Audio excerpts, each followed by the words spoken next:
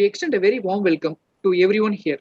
On behalf of SRM Institute of Science and Technology, Ramapuram campus, we welcome you all to the 2 weeks online international faculty development program on the era of change. Recent advancement of machine learning in terms of artificial intelligence and Internet of Things organized by the Department of Computer Science and Applications, Ramapuram campus. This event serves as an opportunity for the faculty members and research scholars to enhance new ideas from the domain experts across the globe. Prayer is like a lamp to our feet and light to our path. Before we get on with honoring our inspirational guests, let us begin the day with our prayer song, Tamil Thai Varthu.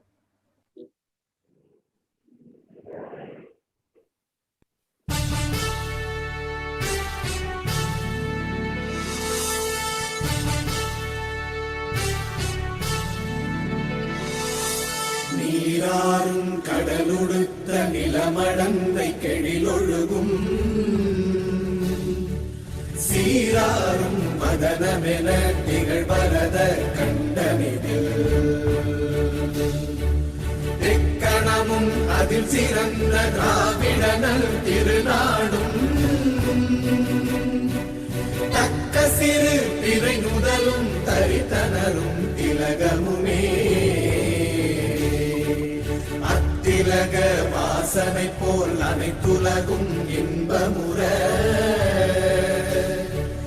எத்திசையும் புகழ் மணக்க இருந்த பெரும் தமிழனங்கே தமிழனங்கே உன் சீரிழமை திறம் வியந்து செயல் மறந்து வாழ்த்துதுமே வாழ்த்துதுமே வாழ்த்துதுமே.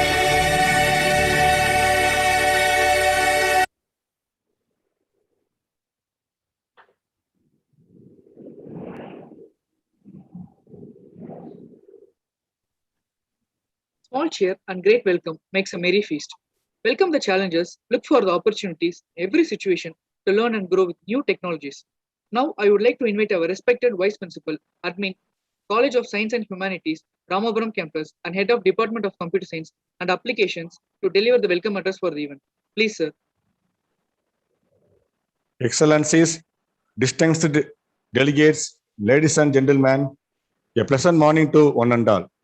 It gives me a great pleasure to extend you all a very warm welcome to this 2 weeks online international faculty development program on a era of change. Recent advancements of machine learning in terms of artificial intelligence and IoT, organized by the Department of Computer Science and Applications, SRM Institute of Science and Technology, Ramapuram campus, Chennai. First of all, I would like to extend my hearty welcome to our Honorable Chief Guest, Dr. G. Hemanta Kumar, Vice Chancellor, University of Mysore, with a deep appreciation for accepting our invitation in spite of his busy schedule. I take great pleasure in welcoming you, our Chief Guest, Sri K. Rajasekhar, Founder and Country Head of Center for Data Governance, besides being Deputy Director and State Informative Officer, National Informatics Center, Telangana. I would like to extend my hearty welcome to Professor Ramanamurthy, retired Chairman of Computer Science Department, Osmania University, presently working as a Professor and Head at Mahatma Gandhi Institute of Technology, Hyderabad, for his valuable support for organizing this phenomenal FDP. I extend a warm and respectful welcome to our esteemed Director, SRM Institute of Science and Technology, Ramapuram campus, for his encouragement and support in all our academic activities. I feel happy to welcome our beloved Dean Research, who always motivates us by his innovative ideas in research and development activities. I extend a cordial welcome to our admirable and sterling Principal of Science and Humanities for his constant source of motivation and inspiration. I am very happy to welcome our Vice Principal Academic for his valuable support in organizing this wonderful FDP. I take this opportunity to welcome the professors and participants and research scholars from various institutions and event coordinators, faculty members, and student coordinators. Presently, artificial intelligence plays a very prominent role, and it has acted as the main driver of emerging technologies like big data, robotics, and IoT, and it will continue to act as a technological innovator for the foreseeable future. The purpose of this FDP is to enhance the skill and knowledge of the faculty members, research scholars in artificial intelligence, machine learning, and IoT, and also understand the key concept in optimized algorithms, technologies to develop any future applications. I strongly believe that this international FDP will be a big step into the future of higher education, and I hope all the participants will attend all the sessions with great enthusiasm throughout the 2 weeks. Once again, I welcome you all to this wonderful session. Thank you.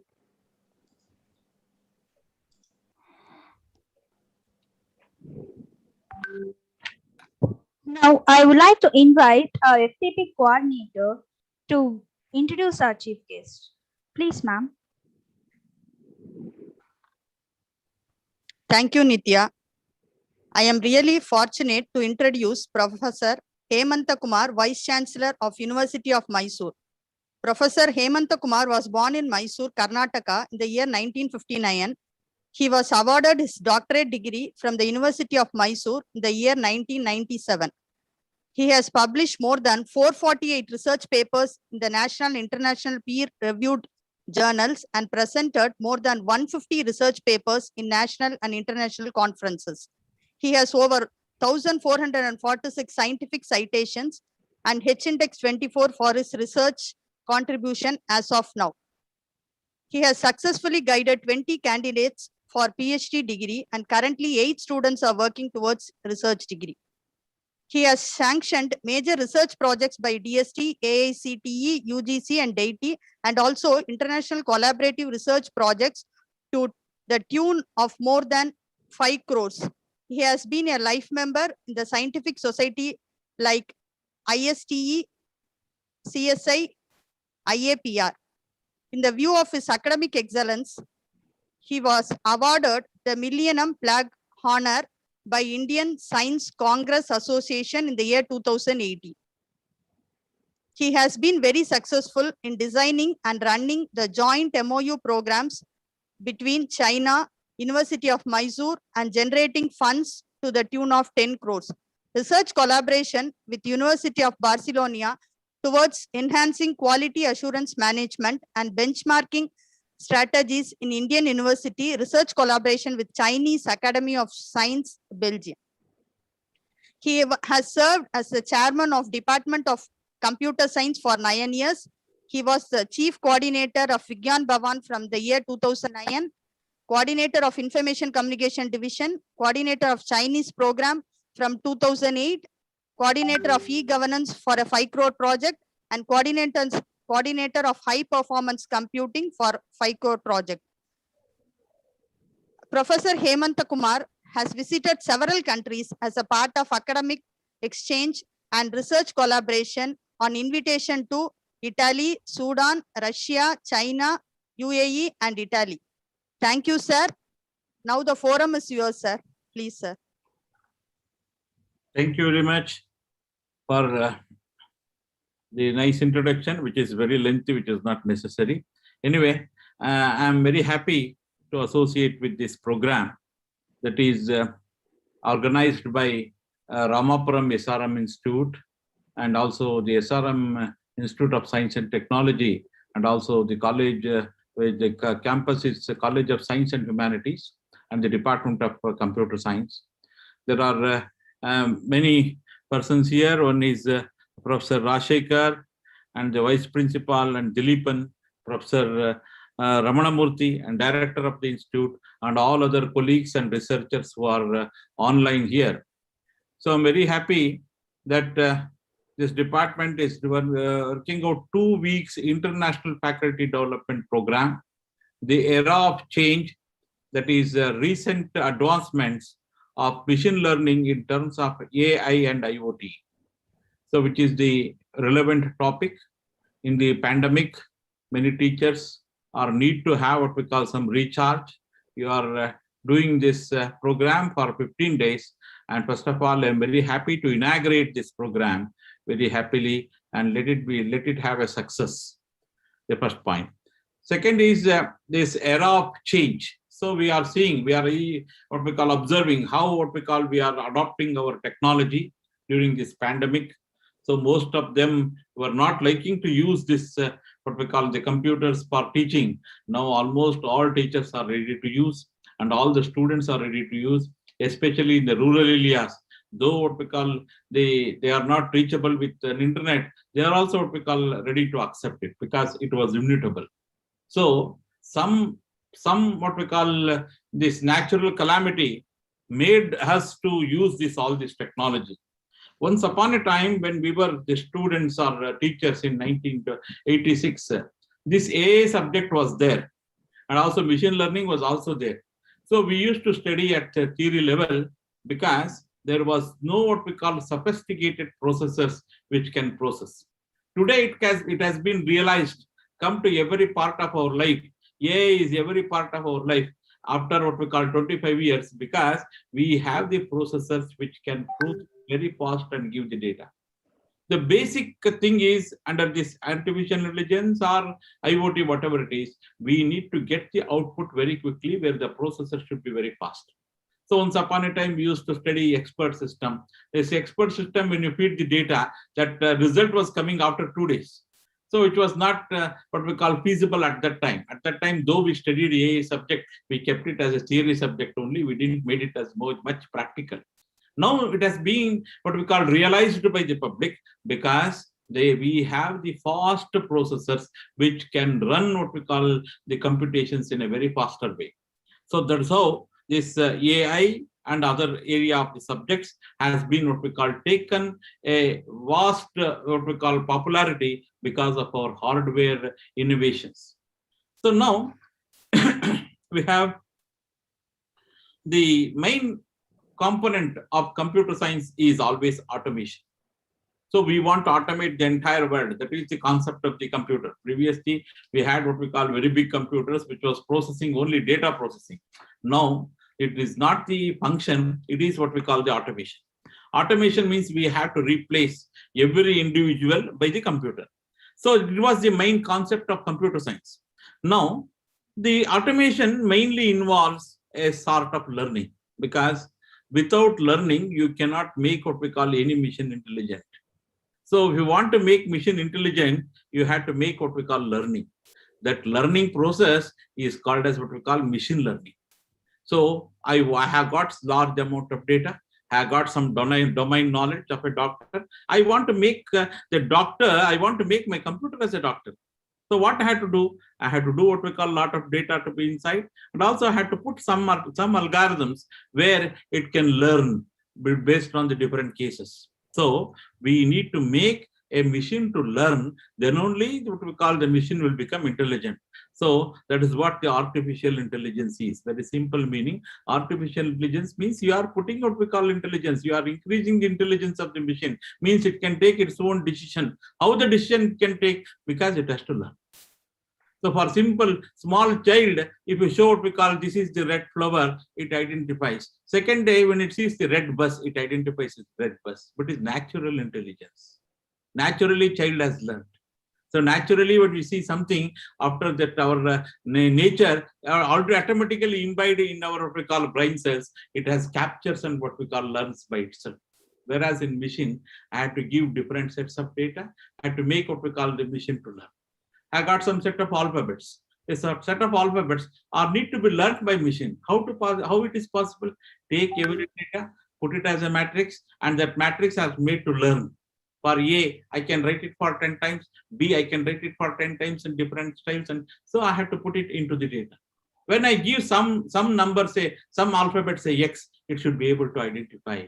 So that is what the process of learning is. So learning is not the mere, what we call the things which it can take itself. I had to have got different algorithms. where the learning is possible. That is nothing but machine learning, where we have got different technologies, neural net, fuzzy neural net. Now the latest is deep learning. How the deep learning, where it is to be used, where, how it is, what we call advantages about the normal learning, all those things are to be what we call discussed in your what we call coming 15 days FDP. So AI is artificial intelligence. So a machine is made what we call intelligence by artificially giving our what we call the learning algorithms. Success of AI depends upon how a machine is going to learn. So your machine learning algorithms, if you make it efficient, your AI, what we call problem, can be solved what we call very efficiently. So this is what we call the main theme of simple theme of AI and ML. Without ML, you cannot have what we call AI. If efficiency of ML is there, and you can have efficient system of artificial intelligence. So this is what the main the component. Putting the intelligence is through what we call learning, different learning algorithms, different ways. That is what we have got the statistical learning and also stochastic learning, and all those algorithms are there. So now, whatever the things that you are going to consider, first of all, you must understand the domain knowledge. Suppose you want to increase the artificial intelligence in what we call a banking system. First, bank certain knowledge you will have to what we call increase it. So certain knowledge means we must have the domain knowledge. Domain knowledge has to be put into the system. So a person who is what we call automating, or person what we call putting the intelligence, should have the domain knowledge. In that domain knowledge it can work. There are many searching mechanisms. The searching mechanisms, there are many searching algorithms because you have created some database. Already some learning is possible through a database. A database will be one side, learning algorithms should be one side, another side what we call learning.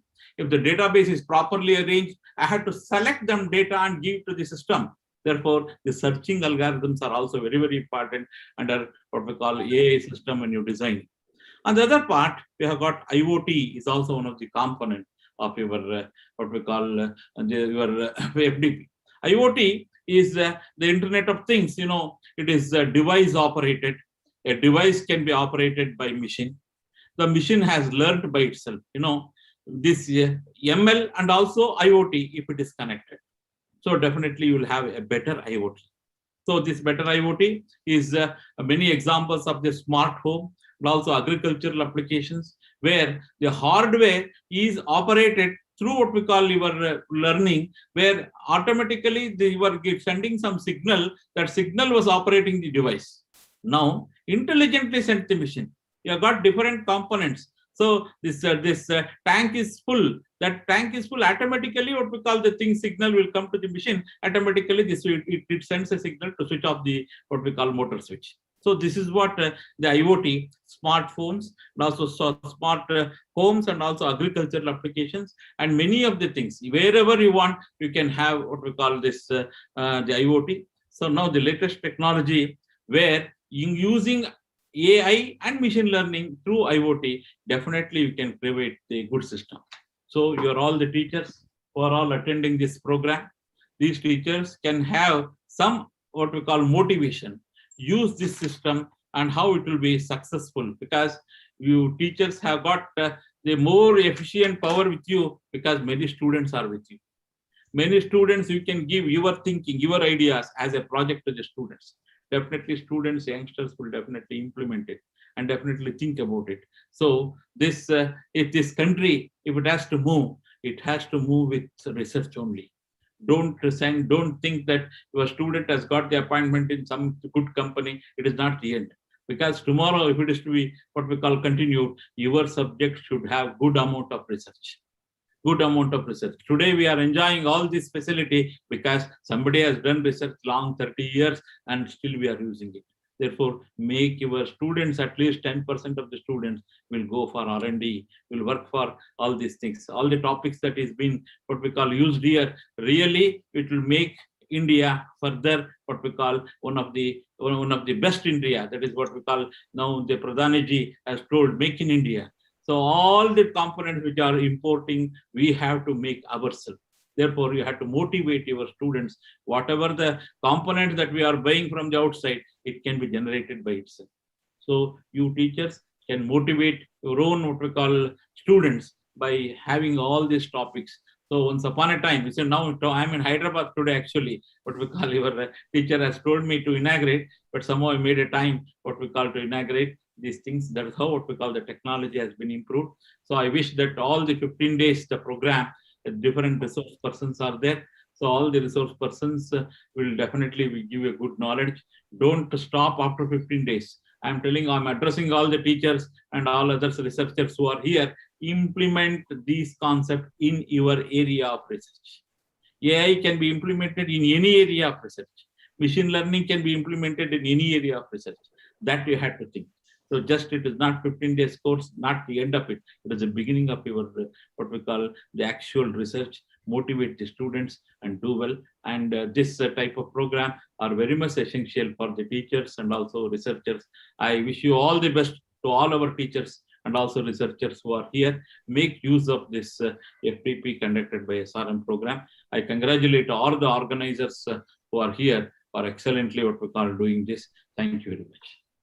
Sir, thank you, sir. Thank you for your speech, sir. Sir, now I like to introduce our campus director, sir.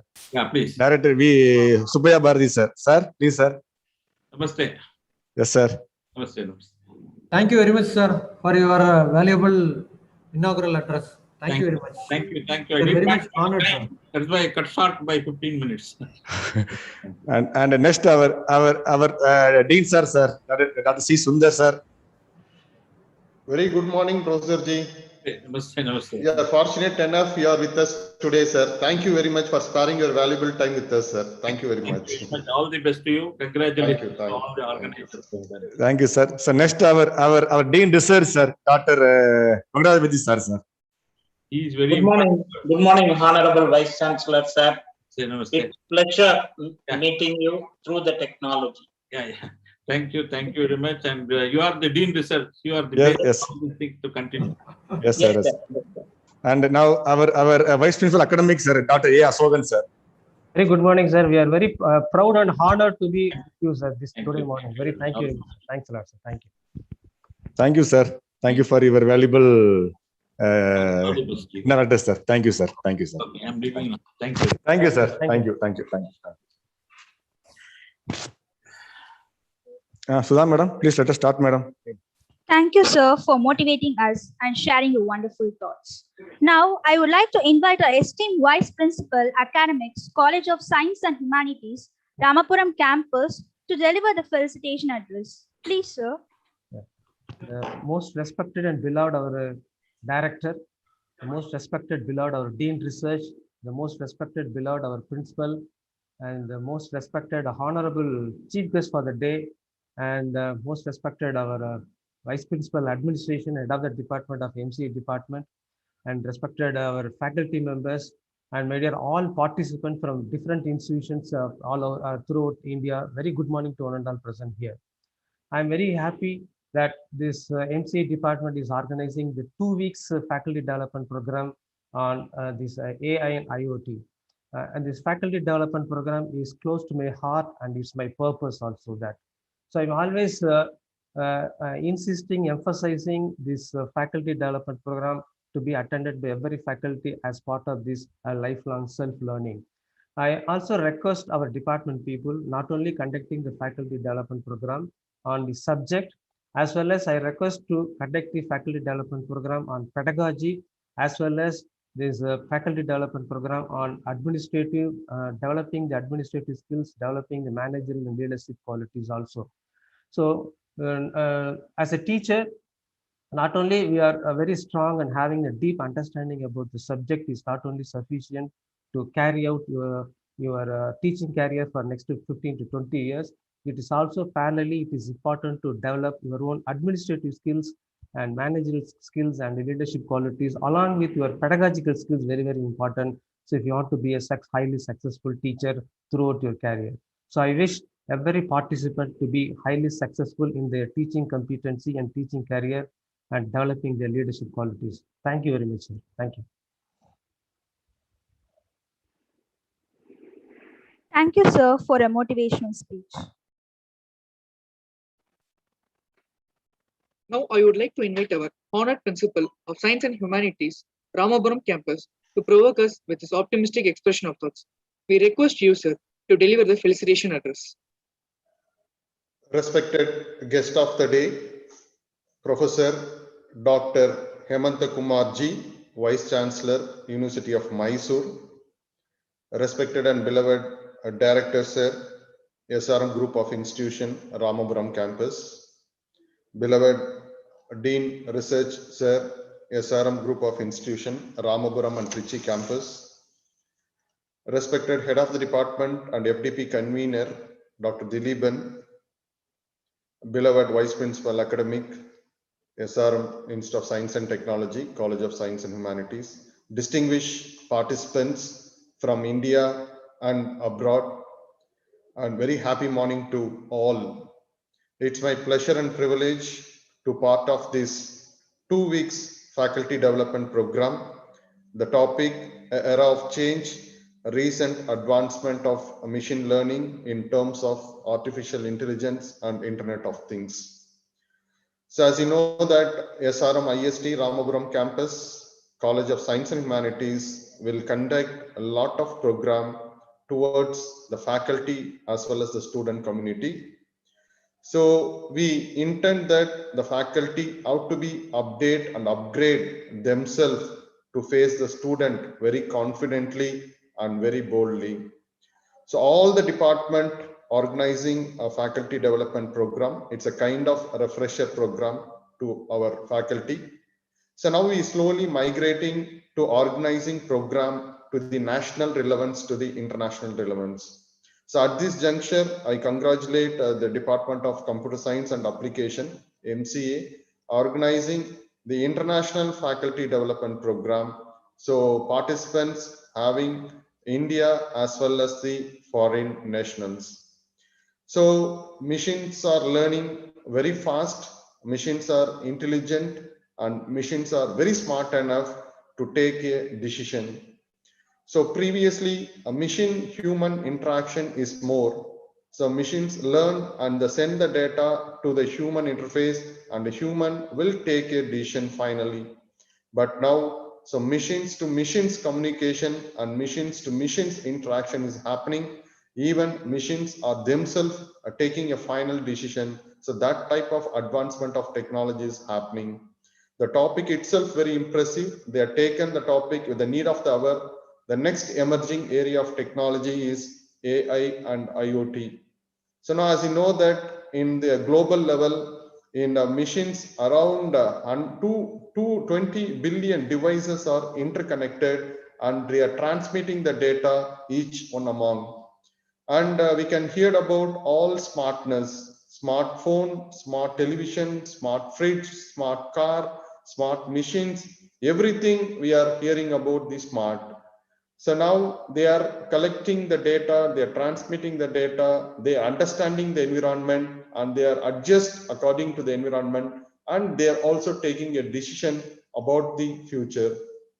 So now that human interfaces is minimum, drastically reducing the human interfaces. So now the machine itself, they are very intelligent to do all sort of work.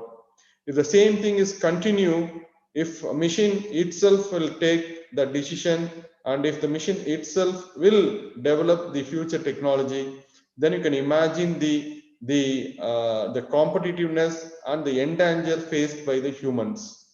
So now the AI and the IoT, even if you take AI, even Saudi Arabia, they had given the citizenship to the humanoids. So that is the developed by that. Even in all the corporate, they are using for humanoids. That is a robot for all most of the processes. If the same thing, humans out to be compete with the machines, it not so far. By the down the line, probably another 10 years, we have to compete with the machines. We should not compete with the humans. So such kind of scenario will happen. So for all the interview, we have to be sit along with the robot and along with the machines, and we have to compete. So because nowadays, so most of the humans, we are addicted to the devices, and now our learning system also very slow. Even machines are learning, even deep learning, machines are doing very deep learning. They are understanding and they are doing the entire process very simple and easy. So with this, the IoT plays a very vital role. So now the smart home is a recent concept, and the driverless car. So that is another major trend setter will happen down the line, another 3 to 4 years. Even developing nation such as India and China or all other Asian country. So this kind of driverless car will be implemented. You can imagine that. So how this kind of technology. So the cloud redefined the entire technological aspect. So based on the introduction of cloud, so data free flow is happening. So huge volume of data is storing in the cloud, and they are taking a lot of decision. So the machine interaction and the interconnected devices will redefine the entire human race and human society, and it will also impact the cultural aspect also. So a lot of other things is happening we could not able to imagine, and we could not able to imagine which sector the job will emerge. So at present, there is a great demand for Python. Probably another 3 to 4 years, we don't know which technology or which language the job or the skill set is required. So with this taking into consideration, SRM IST Ramapuram campus, the College of Science and Humanities, we always proactively thinking, and we will give all kinds of input to our student. So because we are closely connected with the industry, so a lot of industry people, they are in the board of College of Science and Humanities, and all the department, we closely monitor the technological upgradation and technology updation. So immediately we can invite the eminent personality and eminent specialist in the technology to address our student and also to our faculty member. So we have faculty as student of both eyes to SRM IST Ramapuram will give prime most important for both the development. So because faculty plays a very vital role. So now the faculty criteria is changing a lot. So if you are not upgrade our ourselves with constantly, then it's very difficult to manage this situation. So we we appeal all the faculty member to continuous learning is a mantra, but continuous learning, the uptrend technology is the most important parameter. So with this, the department organizing most important technology, and they are going to have 14 days of faculty development program. You can see that, you can know that even conduct of 1 or 2 days FDP, somewhat it's very difficult to make it, but the department is organizing 14 days, 14 different faculty, 14 different topic, and 14 different technology. It's a great opportunity for all the faculty members. So I hope that all 14 days you will get very live and valuable insight and knowledge. So definitely we can keep up this opportunity. We can develop ourselves. The same information what we gained in these 14 days, it should be disseminated to the student community. We can also create awareness. The trend are going to be happen in the future for the student, so that we can tune ourselves to the student. We are doing a service to the nation. So with this, my personal thanks and gratitude, extend my personal thanks and gratitude to our beloved director sir, who is always a source of inspiration to us. So whatever the program we are taken or we are organizing, sir is the first person to support and is give his valuable input. So how to make the program a grand success. So such kind of well-wisher to the College of Science and Humanities, sir, our heartfelt thanks to you, sir, and also our heartfelt thanks to Dean Research, sir, so for in supporting in all terms for the research and development.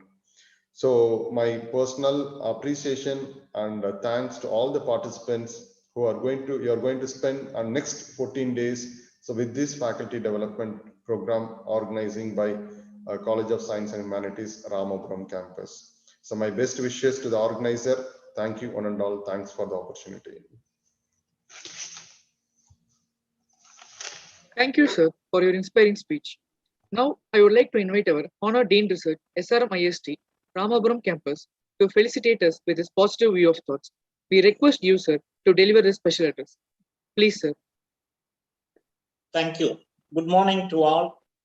Honorable Vice Chancellor, Professor Hemant Kumar, University of Madras, University of Mysore, respected Director, my dear Dean, Science and Humanities, Vice Principal, Admin, and Vice Principal, Academic, dear faculty members, and other dignitaries and participants for this 2-week international faculty development program on a very important topic on recent advancements in machine learning and also IAI and IoT. I wish you all a very happy and great morning. All of you know artificial intelligence and machine learning plays a very vital role in the technology development. The two Industry 4.0 is very much based on AI and ML. As all of you may be aware, IoT is a technology where machines communicate within themselves to take decision without human interference.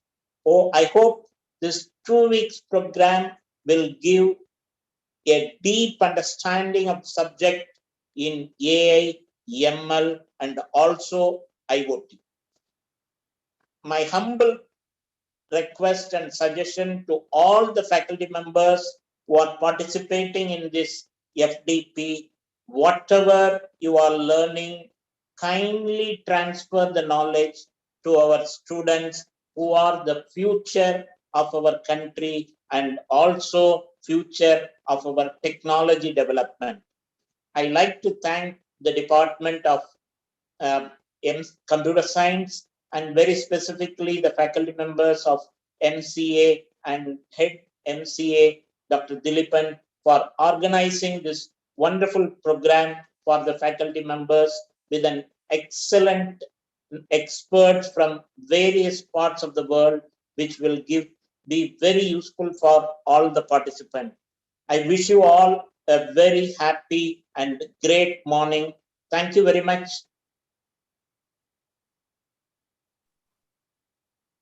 Thank you, sir, for your enlightening speech. Now, I cordially invite our revered director, SRM IST, Ramapuram campus, to present the presidential address. Please, sir.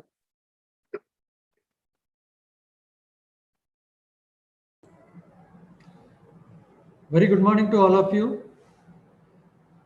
At the outset, I congratulate and appreciate Department of Computer Science for having come out with this FDP program on a very recent topic. Also, on behalf of management of SRM IST Ramapuram, we express our gratitude to Professor G. Hemanta Kumar, Vice Chancellor, University of Mysore, and all other experts who are going to address in the coming days. As far as this topic is concerned, in SRM Institute of Science and Technology, we have identified these emerging areas few years back, and then we started incorporating these things in our curriculum itself. SRM has started introducing degree programs in this. We have computer science and engineering, BTech program in IoT, AML, and we have program in cloud technology. We have programs in data science. So these things are introduced in our curriculum long back as a course, individual courses. Later on, this has been introduced as a full-fledged degree itself, as a BTech degree in IoT, BTech degree in AML, like that, BCA degree in data science, which is available in Ramapuram. So these programs are introduced in our curriculum itself. You know very well, digital transformation is sweeping across all industries in the past few years. We know very well. And as far as the education community is concerned, it is only a jargon. So in the past 1 or 2 years, wherever I go for conferences or uh, research scholar meetings, most of them are choosing topics in only AI, IoT, ML. So there is no research paper without AI, ML, IoT. So they started doing that. But whether we really understood the gravity of the penetration of this technology in our country, I'm not very sure. For that, I am giving you one or two statistics. See, this, as far as artificial intelligence market is concerned, globally in 2020, the market stands at 62 billion US dollars, 62 billion US dollars. And every year it is growing at a rate of 40.2%. So in next 5 years, the AI market is going to be around 270 or close to 300 US billion dollars. There is a huge market. When you come to India, especially for IoT, in 2019, the investment is 5 billion US dollars in India itself. And by 2021, end of 2021, the projection for IoT itself, IoT alone is going to be 15 billion US dollars in India alone. Already, India has 200 to 250 million connected IoT devices already in place. Already in place. And this will grow. Their expectation is this IoT connected devices will be around 2 billion by end of 2021. There is an exponential market growth in IoT in India. It is not an emerging area. Already it is ruling the industry. That's what I would like to tell. And needless to say, these technologies are playing a very vital role in automotive, healthcare, retail, finance, and marketing. So, ranges from various products like self-driving vehicle to life-saving medical gear. Whatever technology they develop, which is incorporated with AI. So that is the order of the day. Why I am telling this is, already these technologies are well anchored in various domains. But the problem is, even though there is a huge penetration in the market, whether the talent is available in India is a big question. So the market is growing, but the right talent is available in India is a big question, because the teachers who are attending this FDP, especially those who completed their masters, or whatever be their degree in the maybe in the past 5 years, before 3-4 years, these things are not in the curriculum. Okay, I am very happy that we have taken a lot of interest in attending programs like this. But as far as the degree you have come across where these things are not well developed, might be as a course you would have come across, but not a practical hands-on experience in these technologies. Many of the faculty members, they didn't come across. Even in SRM Institute of Science and Technology, when we introduced BTech programs in these emerging technologies, we found it difficult because faculty members who are going to handle these courses, whether they are skilled in this area or not, it is a big question. So for our own purpose, we started conducting a lot of workshops for our faculty members, training them in this area. Upskilling in these areas is a very much necessary thing for educational sector. So we have started conducting workshops and other FDPs for our faculty members. Slowly, as a university, we thought of extending these programs to all the teaching fraternity. So that is the outcome of this international faculty development program organized by College of Science and Humanities, SRM-IST Ramapuram. So my appeal to you is, as a faculty member, first of all, we have to get equipped in all these areas so that we will be able to impart these things to our students, practical exposure in this area, so that when the student come out of the educational institution, there is a big demand in this area. Market is growing exponentially. Whether the talent is growing exponentially or not, it is a big question. So this FDP will definitely will play a very vital role, first of all, in upskilling our faculty members. In turn, that will reach our students so that they will become more and more employable to meet the industry need. So once again, I appreciate Dr. Dileepan and his team for having come out with this program. And I am very sure that end of this FDP, there will be lot of takeaways for the participants. Thank you very much. Thank you, sir, for an empowering speech. Now, I would like to invite FDP coordinator to propose a vote of thanks for the inaugural function. Thank you. Very good morning to all the dignitaries joined here for this 2 weeks online FDP international program. I feel proud and privileged bestowed on my shoulders to propose the vote of thanks for the inaugural session of this online FDP. Let me first of all start by giving glory to the Lord Almighty for making today's occasion a grand success. Without the blessings of Shri Mahaganapati or Lord Almighty, it is not possible. First and foremost, I take immense pleasure in extending our heartfelt thanks to our management for permitting us to conduct all these programs for the betterment of all the research scholars, students, and all the faculty members.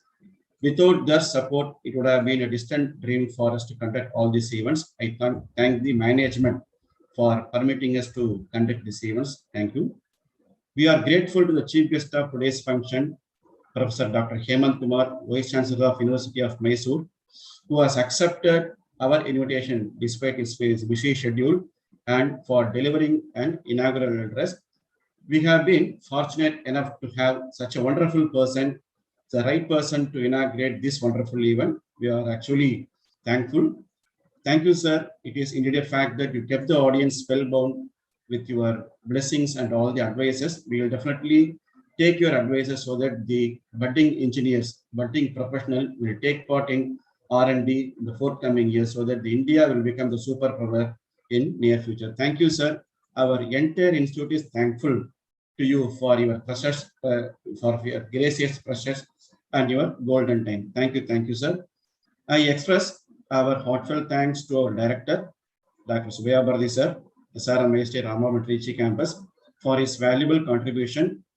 Sir, your able guidance has always encouraged us. Thank you for your guidance to us in all our activities that ensures that we are always doing the right thing in the right way in all our endeavors. Thank you, sir, for your gracious presence. You are always been a constant source of inspiration, and definitely all the faculty members and all the participants will take this event so that the peer learning will be continued in all the occasions. Thank you, sir. Thank you so much. And we are delighted to express our thanks to our Dean Research, Dr. Indra sir, for his words of encouragement, his interest and continued support. His able guidance was always encouraged. Thank you, sir, for being with us in all our activities. I would like to express our thanks to our Principal, College of Science and Humanities, Dr. Sundar sir, for his support, guidance and encouragement in all our efforts. You have been a constant source of support for all our activities. That is why we are able to organize new events for the faculty members, research scholars, so that this peer enablement will be taken for all the domains. Thank you so much, sir, for your blessings and your wishes, sir. I thank our Vice Principal Academic for his support, valuable contribution, guidance, and encouragement in all our efforts for this function. Sir, we assure that the quality will be reflected in all our aspects in the forthcoming years. Thank you for your guidance, sir. Your motivating speech is a boon for us. Thank you, sir. I thank our beloved Vice Principal Admin, Head of the Department MCA, Dr. Dileepan, sir, for his support, valuable contribution, guidance, and encouragement, and for arranging a wonderful FDP program with eminent scholars from all across the globe and identifying a right person for inauguration as well as for the domain experts from all the parts of the country and across the globe. Thank you, sir. We are always blessed to work under your umbrella. Thank you, sir. The functions like this cannot happen overnight. The wheel started rolling a few months back. I thank all the faculty members, students, coordinators for making this event grand success. Last but not the least, we have been getting lot of inputs from more faculty members. Lot of research scholars have joined. I thank all the participants who have joined right from India and abroad for attending this event. And I thank all the participants for making this function a grand success. And I also invite and thank Mr. Rajshekhar sir who has been joining with us. And I thank everyone who has joined with us for this wonderful program. Thank you all. Thank you, sir. Thank you, sir. Thank you very much. Thank you, Director, sir. Thank you very much. Thank you, sir. Thank you, sir. Thank you. Thank you very much, sir. Thank you. Thank you, sir. Thank you, sir. Thank you. Thank you all. Thank you all. Thank you, sir. Thank you, sir. Sir, good morning, Rajshekhar, sir.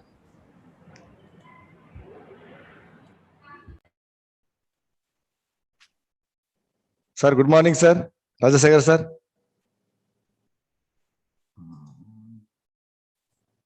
Dear participant, the first session is going to. Yes, sir. Sir, good morning, sir. So now we will. Shall we start the session, sir? Yeah, shall we start or yeah, we can start. Yes, sir. Yes, sir. Now we will have your guest profile, sir, and then you will start the session, sir. Okay.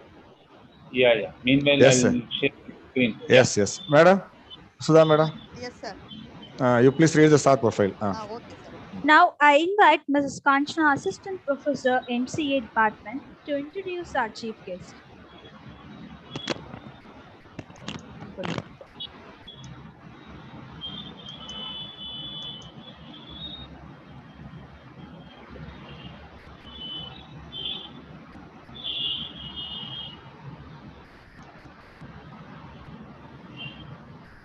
Morning all.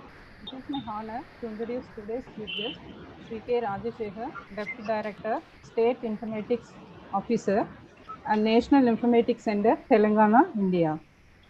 Currently functioning as founder, head of Center for Data Governance, National Informatics Center, besides State Informatics Officer, National Informatics Center, Telangana, Ministry of Electronics and Information Technology, Government of India. He has nearly 30 years of experience in the information technology and communication field and gained several years of domain knowledge in more than 30 sectors, areas of socio-economic development. Architected and supported the implementation of several hyperscaling secure national level e-governance solutions and including first Aadhaar-enabled payment system, first DBT application, and first Indian government blockchain solutions.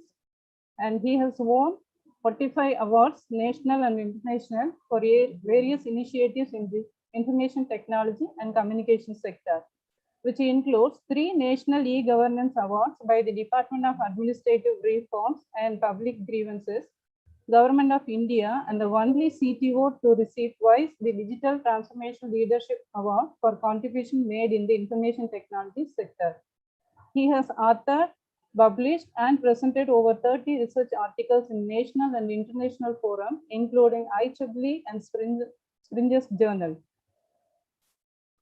Currently, he is working in R&D development for the following domains: blockchain technology, artificial intelligence, robotic process automation, edge computing, IoT security, and cloud computing, mobile computing, cyber security, and domain knowledge-driven, low-cost, sustainable digital platforms, and e-learning, etc. Once again, we welcome you, sir. Now the forum is yours, sir. Thank you. Good morning. At the outset, I thank the SRM Institute of Science and Technology, College of Sciences and Humanities, for organizing this 2-week faculty development programs. And also I thank Professor and Vice Chancellor Hemant Kumar for his wonderful inaugural speech today, and also Sudha Bharati, Director SRM IST, and also Venkatachalapati, Dean Research SRM, and Dr. C. Sundar, Principal, and also the organizers, Professor Dr. Dilipan, and also Asokan. And I thank all of you for giving this opportunity. And actually, let me share my screen. As all the earlier speakers have emphasized the need of the artificial intelligence, machine learning, IoT importance has been actually emphasized, very well emphasized. Earlier, the computer science used to be a peripheral or overlaid subject, and the mechanical engineering, civil engineering, electrical engineering, these were the core subjects. But with the advent of the technology, the computer science, and especially within the computer science, the artificial intelligence technologies have become the core of any sector in the world. We take it health sector, life sciences, or civil engineering, or automobile engineering, or any other sector. This has become a core sector. So in this, we have to, in this regard, as it is already an emerged technology area, and in the right area, and a right step has been taken at the right time by the SRM Institute of Technology, the Ramapuram campus.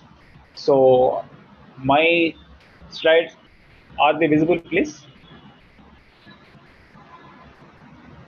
It is visible, sir. It's visible. Yeah, but it is not coming full screen, I think. You have to start the presentation, I think. Yeah. So Yes, sir. Yes, sir. yeah. So, as the numbers have already been spoken, IoT has taken over, and IoT has several applications. Smart wearables to monitor the health of the patients, or even the sports persons at the moments, and the smart agriculture or the precision agriculture. The Israel has achieved 80% efficiency. They are able to conserve 80% of the only with 20% of the water. They are able to produce water 80, earlier whatever used to be produced. So they have achieved 80% efficiency in conserving the resources. That is well proven. So lot of applications are there in the smart agriculture. Similarly, smart supply chain management embedded with blockchain technology. There are several applications are there in the IoT based, and smart homes, and smart manufacturing, and smart transportation, smart healthcare, smart grid, that is energy. So smart city. So we have been actually working on a smart city project. So I'll just give one or two examples to relate to that. So there are so many application areas where IoT has a lot of potentiality. And if you take the assets, smart healthcare, when we are developing an application, the glucose monitoring system, or infusion pump devices, or implantable devices, or pacemakers, or insulin pumps, or common communication protocols, medical databases, portable devices. So all this actually it throws lot of research opportunities for us to do research and innovate and improve, because most of the devices what at present we are using, they're all being imported from US or Germany or from China or other countries. And one biggest problem is they have uh, they can withstand temperatures up to 45 degrees, but sometimes in the summer in India the temperatures may go beyond 45 degrees or beyond 40 also. At that temperature, the sensitivity and the reliability and availability and the accuracy of these devices is a question mark. So there is a lot of scope for India to research, because we in Session area, or in Jammu and Kashmir area, or in Ladakh, or in the case of other northern or northeastern states, the temperatures are low, and whereas in the southern side we have higher temperatures. So if a device which can work in India in the entire country, then that can serve the entire world. But whatever device successfully used in Germany or US cannot be used in India. So that's why a lot of scope is there for us to research on the hardware side also, in developing very robust IoT devices and sensors. So smart home, smart TV, smart security cameras, and related to the communication protocol, smart home thermostats, or smart door lockers, or communication channels, smart. So these are all wearable and smart wearable devices. Smart. So these are all, so many applications are possible with IoT. And when it comes to smart agriculture, the soil moisture sensors, the livestock monitoring sensors, greenhouse livestock monitoring sensors is, for example, a particular cow has been grazed or not, whether it has been milked or not. That type of things are being actually monitored in real-time basis, even in India, by the dairies. And the greenhouse sensors, smart irrigation controllers, atmospheric monitors, and associated communication protocols. All these are actually A lot of scope is there for us to do research, and also aerial drones or unmanned UAVs are also being increasingly applied for application of the pest or insecticides or manures to the crops cost effectively. And a lot of scope is there for us to do a lot of research and improve the efficiency and also reduce the cost and improve the security. Smart cities, smart power generation, intelligent transport systems, smart street lighting systems, advanced metering infrastructure, computer tables, etc. And so a lot of scope is there for us in this smart city and safe city. Also, we are actually working on a safe city project in Hyderabad in collaboration with the police department and also in the transport department also. And a lot of scope is there, and smart manufacturing, smart equipment, sensor networks, digital manufacturing is of the order of the day. As a result, the cost of manufacturing can be reduced, and the zero inventory based systems can be developed, which will further reduce the cost of manufacturing and improve the marketability of the products being manufactured. So smart supply chains, sensor networks, RFID tags, readers, and databases. So like this, in the traffic also, smart traffic lights or parking guidance systems are, so there are so many applications are possible in the with IoTs nowadays. So Excuse me, when sir. we actually, yes please. Sir, yeah, the slides are not changing, sir. Can you please check from your side? It's Have they not, changed now? yeah. Yes, sir. Okay, so yeah, so this is what actually I have spoken about, the potential areas of application of the smart IoT devices in our day-to-day life. And next slide has come. No, sir. It shows only the first slide only, sir. First slide only. Okay. Yes, sir. Maybe Yeah. I'll do Yes, sir. so that, Yes, sir. Now it is changing, sir. Changing. Yeah. but actually it is not. This is one problem I have found. Maybe this is one problem I have found. Yes, sir. Yes, sir. Now it is visible, sir. Visible. Yes, Yeah. sir. This Enough, is sir. what Thank you, sir. smart wearable, smart agriculture, smart supply chain, smart home, smart manufacturing, and smart city, smart grid, smart healthcare, smart transportation. These are all the applications. And in each of the application, what are the potential areas for us to do research from the point of view of computer science or data science or AI, ML, and also electronics. Actually, briefly I have spoken. Now this is the other slide, the 4 slides.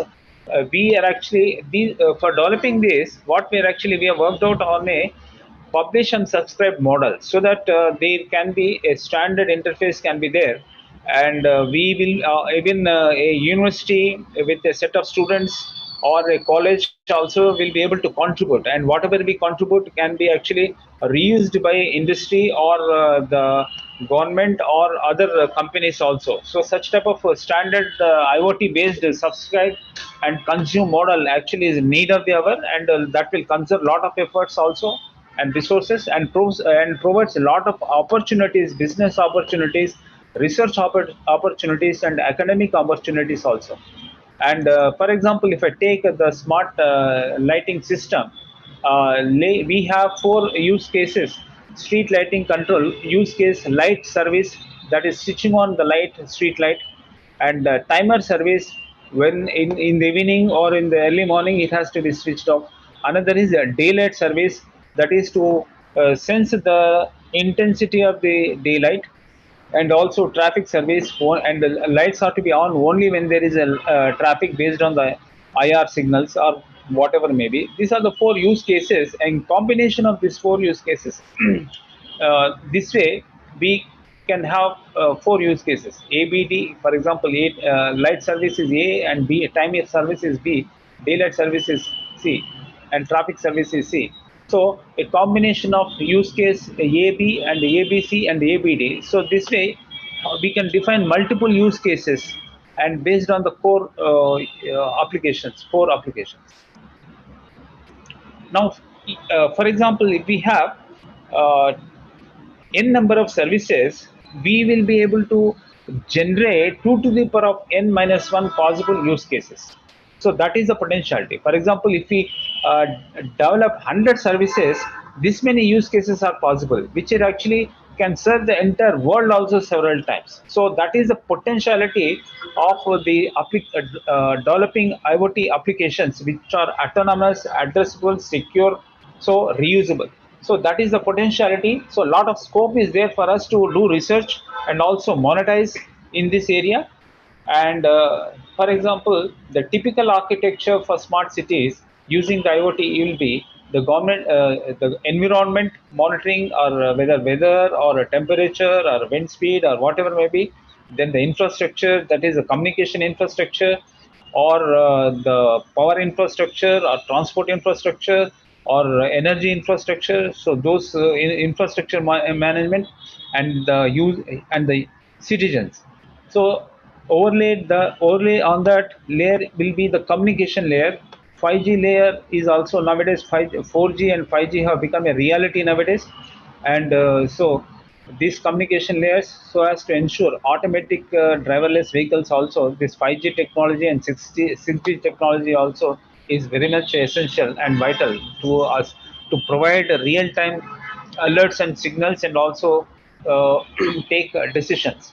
And remote management systems and the databases, SQL and NoSQL databases, and also other in-memory databases. And the business processes will be the third layer, where energy or lighting or water or food or other healthcare or transport or so other services which are required.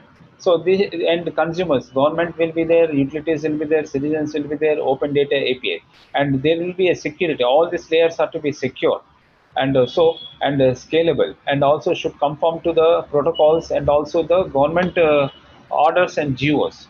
So this is actually the small data architecture. On in each of the component, there is a lot of scope for us to define the standards, protocols, procedures. Now, uh, democratizing the smart cities, we have, and as we develop, it is not that monolithic application or one agency will take on entire contract and we do the entire thing and everybody has to pay some usage charges. It should not be the case. And everything as a service nowadays, when we have standard interfaces and protocols, everything is being published as a service and which can be consumed, and so they can discover the required service at a low cost, and also they can subscribe to that and consume. So this type of model, a business model as well as a technology model, is emerging nowadays, so that becomes cost effective, and there is a lot of scope for us to work out in such type of architecture. So smart city architecture involving the IoT devices, this type of model is being actually advocated nowadays in the world, so as to ensure sustainability and cost effectiveness. Now, another important thing in the IoT devices is the security. So, in the smart home or a smart grid or smart city or smart transportation or smart healthcare or smart manufacturing, there should be conformance to the standards, and also integrity should be there, availability should be there, authenticity should be there, authorization, only authorized person should be able to use, and non-repudiation is also very much important, and physical security is also important, privacy is required, and also reliability is also important. So these are all important security aspects which are very much important and essential and vital for the smart IoT devices, because the memory footprint of these devices is very less, and also we need to ensure that these devices are also energy efficient, so they do not consume a lot of energy, so that whatever small battery we use, that will last long, and we should also have a time or a monitoring system to replace in advance, so that the accuracy, reliability, availability of these devices will not get affected. So these are all important things in the case of IoT devices, and these type of IoT devices becomes smart only when they are able to learn. And for that, machine learning technologies are very much vital and essential. And emerging machine learning technologies are already emerged. These are all actually, as Professor, our Vice Chancellor, and the Chief Guest has rightly spoken. These are not new technologies; they are all existing for the past several decades. And only recently, because of the advances in the hardware and also availability of the huge amount of data, we are able to harness these technologies and apply these technologies what we used to study theoretically earlier. So now great opportunities are there for the present faculty and students to apply this technology, because as they can actually hire a GPU system, or they can use it for a few months free of cost, and also procure the data. So a lot of data is available, big data is available, and also computing power also is available, and well structured algorithms and tools are also available. So whatever we used to spend a lot of several months, and now people within few hours can start doing the research if they can understand the fundamentals and also the nitty-gritties of the machine learning. So supervised learning, unsupervised learning, reinforcement learning, connectionist algorithms, genetic algorithms, concept learning, explanation-based learning, transformation-based learning, case-based learning, micro-learning, evaluation functions, cognitive learning architectures, constructive conduction, discovery systems, and knowledge capture. And so these are typically some of the learning algorithms and systems which are there in place. And those systems are can be harnessed successfully depending on the use case in developing appropriate machine learning systems. And a typical elements in a machine learning system, I just wish to recap. There can be a learning element can be there, quality element can be there, performance evaluation element can be there, and based on that performance evaluation, the function generator, the function being generated, linear, non-linear, or regressive, or logistic, can be tweaked and finalized based on the result on the sample data being fed. And the function can be finalized for using on the real-time data for machine learning and also for knowledge discovery. So this is a typical framework.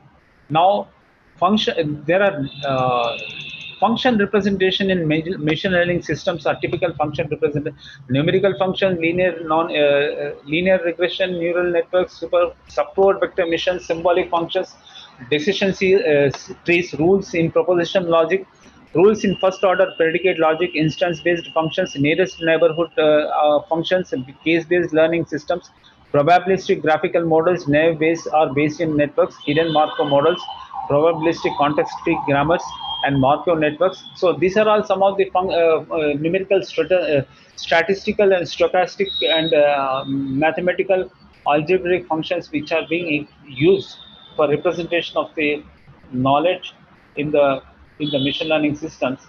And typically the search algorithms used in the machine learning systems are gradient descent, perception, or back propagation, or dynamic programming, or hidden Markov model learning, or probabilistic context free grammar learning, divide and conquer, decision tree induction, rule learning, evaluation computing, genetic algorithms, or genetic programming methods. So these are all being used, and neuro evaluation. So these are the search algorithms being used. And for evaluation of the machine learning system, empirical and also analytical. And in case of empirical, conduct controlled cross validation experiments to compare various methods on a variety of benchmark data sets, gather data on their performance, test accuracy, training test and testing time, also analyze differences for statistical significance. And in the case of analytical, the analytical algorithms, mathematically proven theorems and about are being used. So as to these are some of the machine learning evaluation systems. And also now disciplines are relevant to mission: artificial intelligence, fuzzy systems, control theory, information theory, mathematical complex theory, philosophy, psychology and neurobiology, statistics, many practical problems in engineering, business. So these are, so it has become a multidisciplinary subject, and one should acquire knowledge, domain knowledge in multiple areas based on the, so this apart from that, the domain knowledge, 50 to 60 sectors of domain knowledge are also very much essential and vital apart from this core technology areas for excelling and developing a robust, practically pragmatic, real-time, usable machine learning systems. So, machine learning is regression classification. So, this some of the now, of course, these slides I'll just keep all of your faculty members, and you are all aware of what is supervised and unsupervised learning, and image semi-supervised learning, or machine learning, feature extraction, classification, input. In the case of deep learning, we need not do any inputs. Based on, we need not prompt anything, and the system itself will learn, and it will give the output and classification.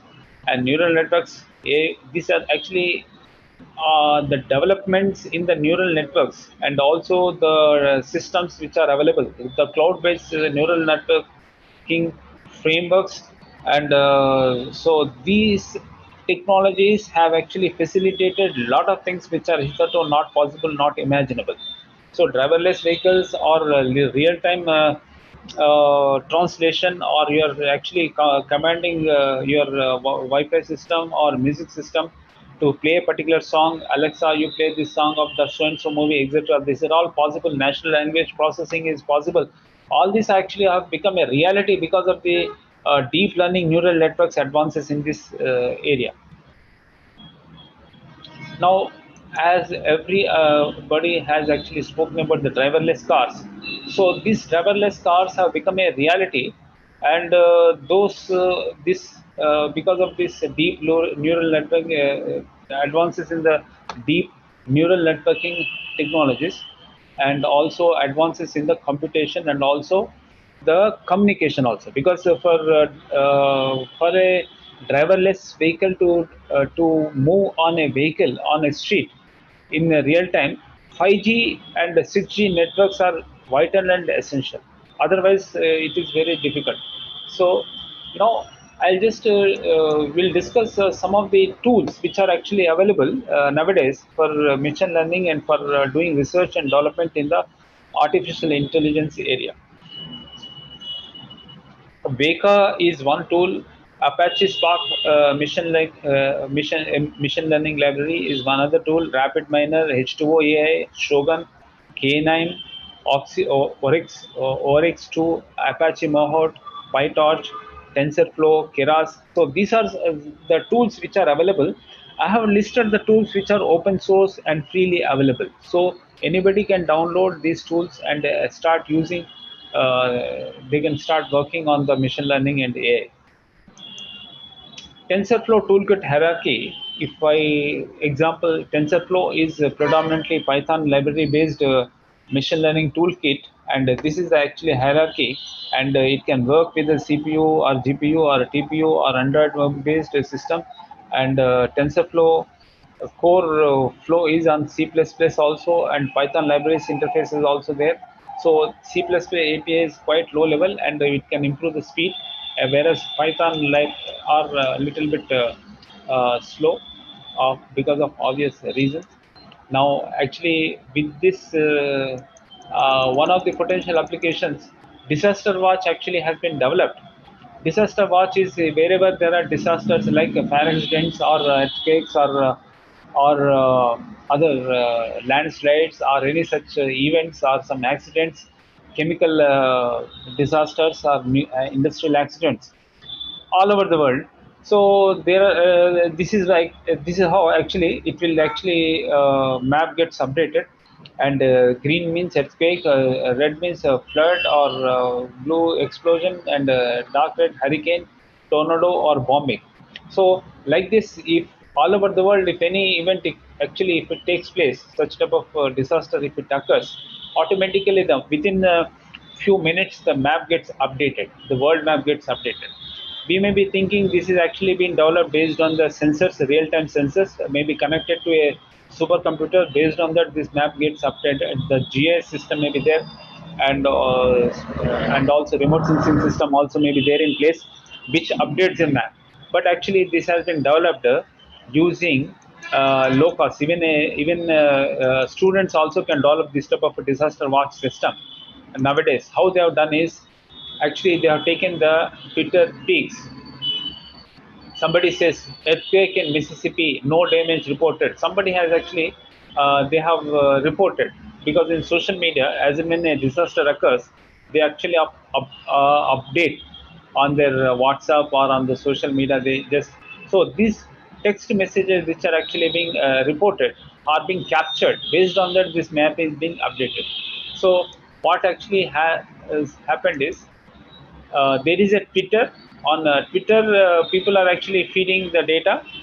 They are typing, okay, this disaster has occurred at this location. So that is the input. Twitter tweets are the inputs, and API text parsing has been actually done. And based on that, geo parsing also, where location, from which location, and technology is used node.js, express.js, cramset.js, TensorFlow 2.0, and Clavin. These are all open source, freely available, and also doesn't require a lot of resources also. And Tweaker also gives an API to capture, to read the messages. So with that, and Vue.js, and the presentation is happening on the Vue.js, is another low latency JS, JavaScript, Beautify.js, and Mapbox GLJS. So this is even a university also can develop such a disaster watch based on these tools. So this is a typical application nowadays, how these open source tools and also the social media content which is actually being available can be extracted, and also a disaster watch. Similarly, a lot of people actually have developed during this pandemic the COVID split watch maps also being developed, even by students also have developed.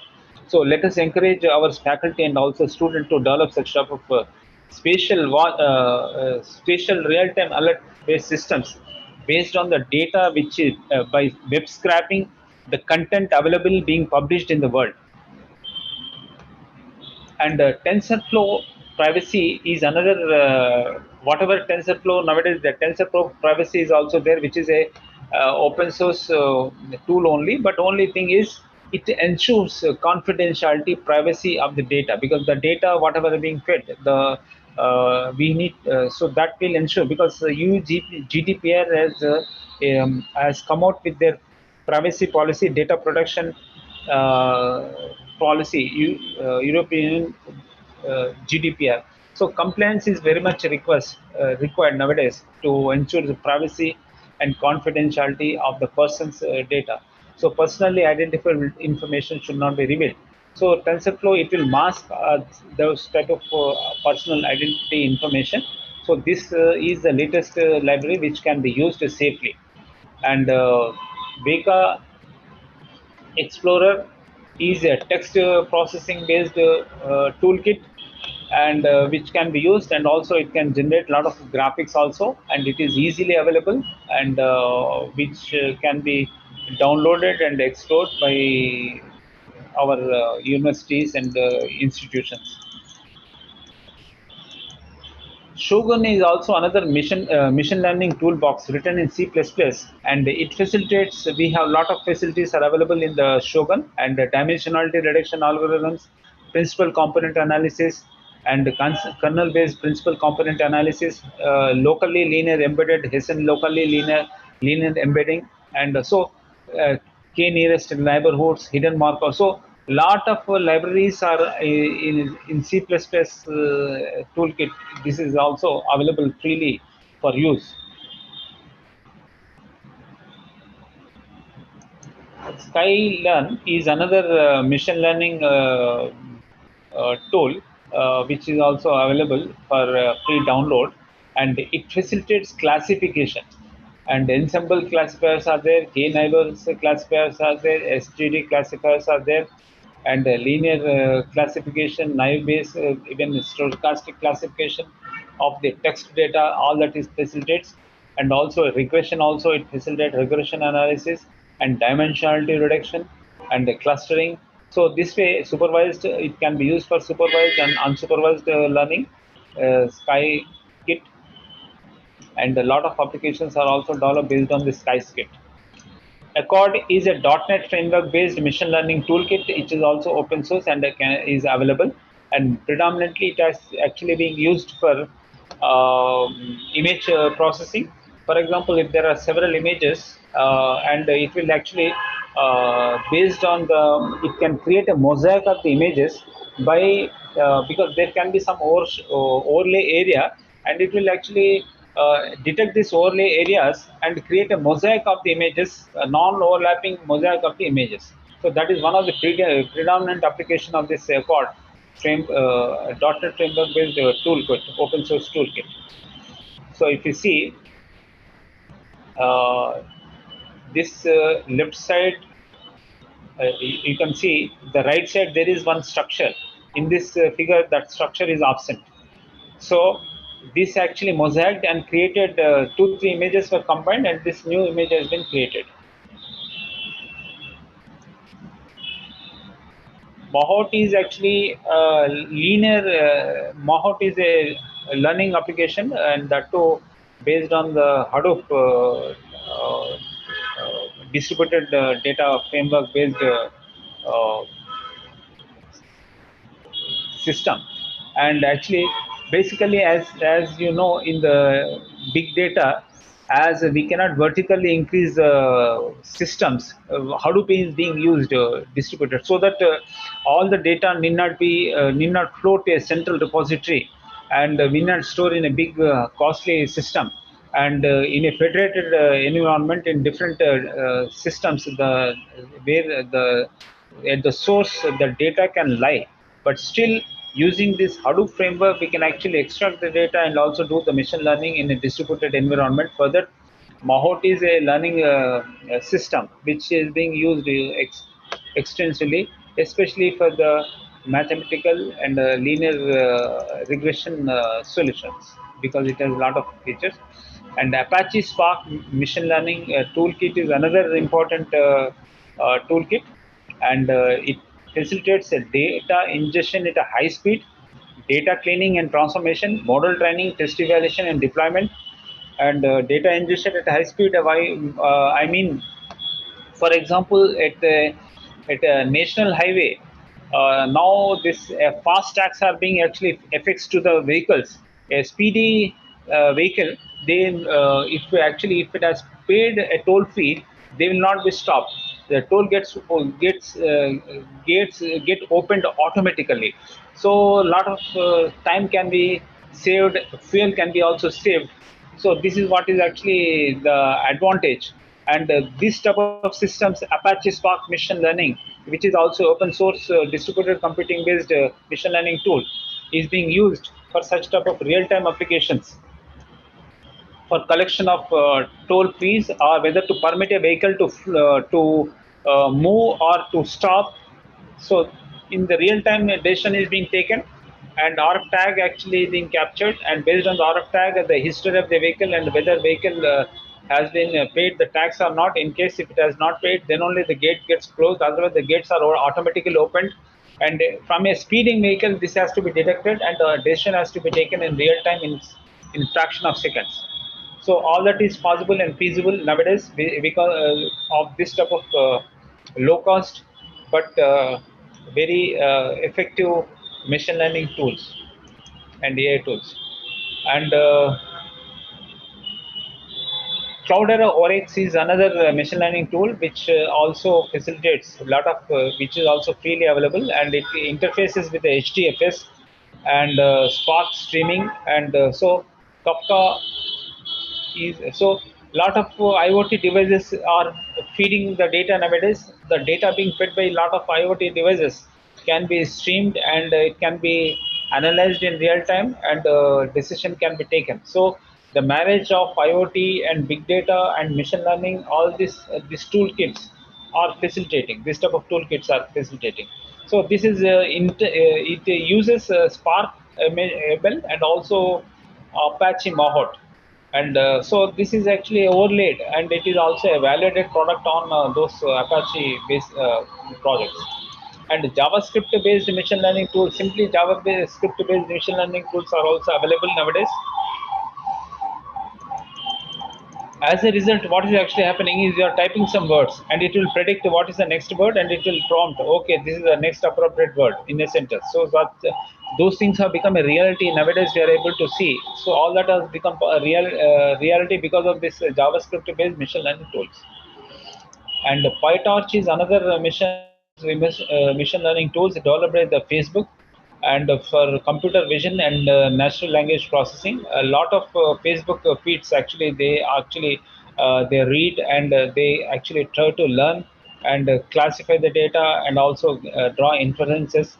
So for that purpose, Facebook has developed, and now it has actually made it open source, and one can download and actually use for text processing and for natural language processing and also for mission vision.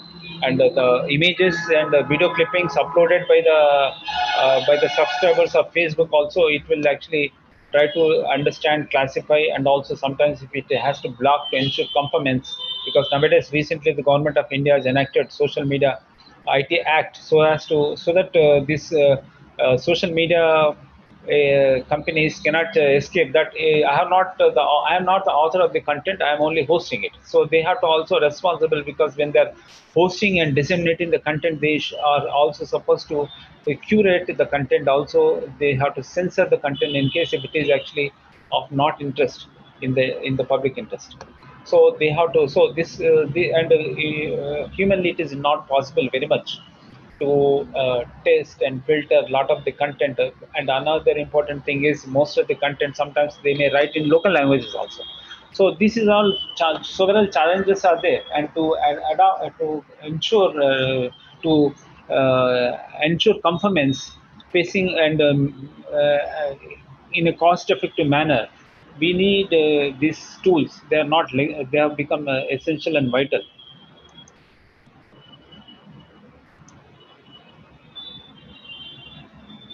So, and convolutional network based JS, this is another tool, open source tool, and that is also it has actually JavaScript library for training deep learning models for neural networks entirely in browser. So it is based entirely, things are happening on the browser, so it is like lightweight also. So this type of tools are also available. And Keras simple setup architecture, Keras and TensorFlow. A combination of this can be installed on a GPU Linux machine, and one can actually get it downloaded from GitHub, and can do a lot of machine learning. And one knows Python, basics Python, and undergo training. Maybe in this 2 weeks training program, you may be also exposed to some of the applications of Python also you may practice. So this type of things also can be used. K9 is another machine learning tool, open source based tool, and it has all the entire spectrum of machine learning processes and services are available. It facilitates data access, data cleaning, transformation, analyze and data mining, visualization, and deployment. All these entire engineering, machine learning engineering aspects can be managed with the K9. Jupyter is another machine learning tool, and this is also has interface to PHP or R or Spark or C Sharp. So that is another machine learning tool, and which can facilitate. So a lot of interfaces are there. So these are all open source machine learning tools, and but when we develop machine learning tools and applications, we have to be very careful, and we need to have a lot of care has to be taken, and we need to ensure compliance also. For example, this is Amazon recognition is one tool, and what actually it has done is a lot of false matches. Amazon actually it is monetized its machine learning tools for face recognition, and for using the API you have to pay some rent, monthly rent or something, or annual whatever maybe, or for usage basis. And we can actually we can use an image to train, and also we can send another image to detect and also recognize the image. So such type of services at some price Amazon is providing, and it has resulted in a lot of false matches also. And another important thing is, even it can actually it fails to recognize some children. As a result, during previous years government, some were even children was also were imprisoned. So this so because of imperfection in the algorithm. So that is one problem. So when we develop applications, we have to be very careful, and we should not see that it will result in some false matches. Another important thing nowadays is when we are actually developing machine learning algorithms, this is social media images. What actually one person has done is in the social media, people are usually they upload images. So the social media images, actually uploaded images, are being captured. So these are some of the images in the social media in a group photo or whatever maybe. From those photographs, they have extracted the images, enriched the images, and made it a high resolution image. And from those images, they have trained the system to do face recognition as they have taken as a master. And subsequently, they have created also a 3D model of the image, 3D model of the image, because for live detection nowadays, for payment nowadays, or in Telangana, for drawing the pension, live detection, facial recognition based live detection is used. So the pensioner need not go here and there. They need not give even their fingerprints. Also, they have to take a selfie, and based on the selfie, it will recognize whether it is a photograph or it is a live. And also live detection happens, and then the pension is credited to the account of the pensioner. So this type of system is there place for the past 1 or 2 years in Telangana, and government of Telangana is implementing this. But I am actually trying to give you a use case where somebody actually in the world has developed and published a research article where from the social media or on the Google or on the web, whatever photographs are available, from those photographs, high resolution photographs are being developed, and from high resolution photographs, a 3D image, 3D model of the face, interface has been constructed, and from the 3D faces, a small video also, actually a small video, like he may be blinking, because nowadays animation tools are also available, low cost animation tools. So such type of image based texturing and also gauge correction. For example, here in the image, he is not looking, he is looking somewhere else, but gauge correction has happened. This image shows as if he's straight away looking into the eyes of, straight away looking at the camera. And also one can facilitate blinking of by uh, cameras. So now for live detection, what actually happens, if eyes are blinking, then it will say yes, he is a human being also, and eyes are also blinking. So it will say it is not a still 2D photograph, it is a live image. So then it will say give a mark to the attendance, or it will actually give an order for releasing the pension. So this type of things are actually happened, and from just the real image owner or the real person who has that image may not be aware of all this, but somebody has created on the social media image available. They have taken and they created a 3D model. They also done the gauge correction, and also they brought in with animation the blinking, and they can actually spoof or bluff the facial recognition system and live detection system. So these type of things are actually, because nowadays are possible. So when we develop applications, we need to also see how best we can actually work out. So multimodal authentication, biometric authentication systems are required. Blockchain based security, improved security systems are also required. So another example where dog or a cake.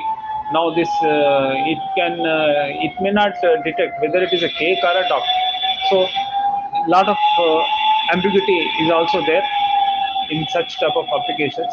So where deep learning and further deep learning is algorithms and systems are required to detect the real cookies from the face of a photograph of a dog. Another real-time application which actually happened is a deepfake mimic a CEO's voice and stole pounds, 220,000 pounds, and it has mimicked the voice. For example, you are speaking, and now voice synthesizers are available, whether the male or female, young voice or old voice.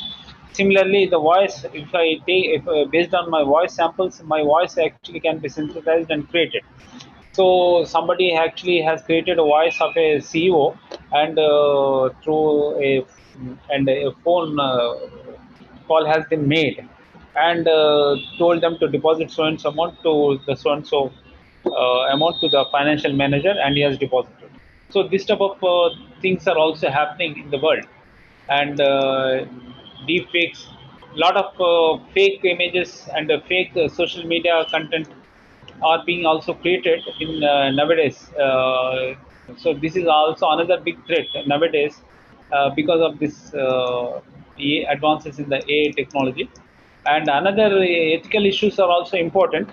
Ethical. So Nudifier is one app actually developed. So you give any photograph, it will notify the photograph. So within a few hours of its launch, it was taken away from the Google Play Store.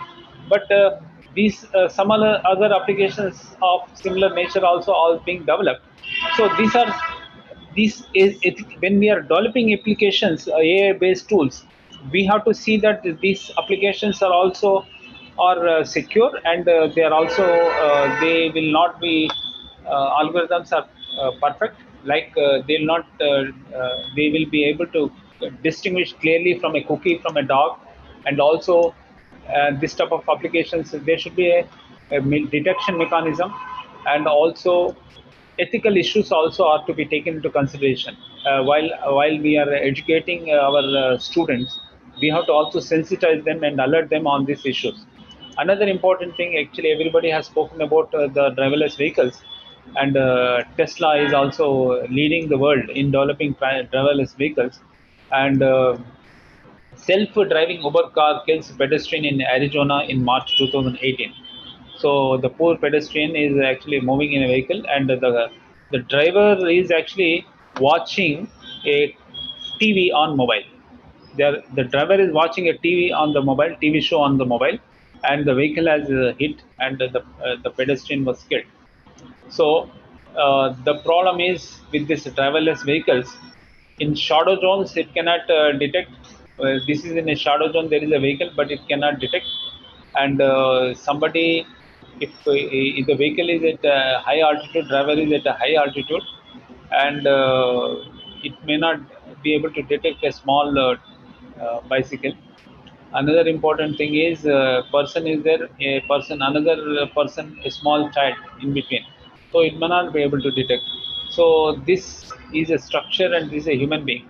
So some such things, actually, it may miss certain things like this, and it may hit the pedestrian, or it may hit.